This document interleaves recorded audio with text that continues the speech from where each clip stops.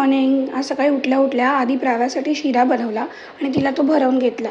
त्यानंतर पुदिन्याची चटणी संपली होती, ती करायला घेतली. एकदम सिंपल रेसिपी आहे.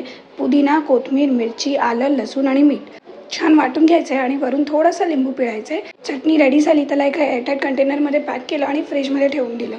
दुपारी डॅडाला सुट्टी होती म्हणून प्राव्याला छान डॅडा मसाज देत होता. तीही एन्जॉय करत होती आणि त्यानंतर मॅडम गुदगुदी करायला शिकल्यात. सारखी मला आणि डॅडाला जाऊन जाऊन गुदगुदी करत होती आणि स्वतःच खोटं खोटं हसत होती. दुपारी लंचमध्ये तिच्यासाठी कर्ड राईस बनवलं. त्यासाठी भात आधीच शिजवून घेतला होता.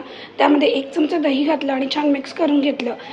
तडका पॅनमध्ये 1 चमचा तूप घातलं. त्यावर राई, जिरं, हिंग, कढीपत्ता आणि लसूणाची छान अशी फोडणी दिली आणि ती फोडणी भातामध्ये मिक्स केली आणि त्यानंतर प्राव्याला भरवायला घेतलं. लंच आल्यावर झोपायचं सोडून मॅडम घरभर पिकाबू खेळत फिरत होत्या. संध्याकाळी तिच्यासाठी थोडंसं ऑरेंज ज्यूस केलं आणि तिला सिपरमधून द्यायचं ट्राय केलं, पण तिला ते अजिबात आवडलं नाही. त्यानंतर आम्ही तिघेही रेडी झालो आणि निघालो रुदाच्या बर्थडे शॉपिंगसाठी. त्याचा बर्थडे येतो आणि त्याच्यासाठी मला काहीतरी गिफ्ट घ्यायचं होतं, पण मला जे घ्यायचं होतं ते मिळालंच नाही. म्हणून काही न घेताच आम्ही घरी परत आलो. घरी आल्यावर प्राऊसाठी हा छोटासा फॅन घेतला होता. ती छान त्याच्याबरोबर खेळत होती. तोपर्यंत मी जेवण बनवून घेतलं. आज डिनरमध्ये मस्त शेवभाजीचा प्लॅन होता. शेवभाजी रेडी झाली आणि जेवून हे बापले घास लवकरच झोपले. आय होप तुमचाही दिवस छान गेला असेल. पुन्हा भेटूच उद्याच्या व्लॉगमध्ये.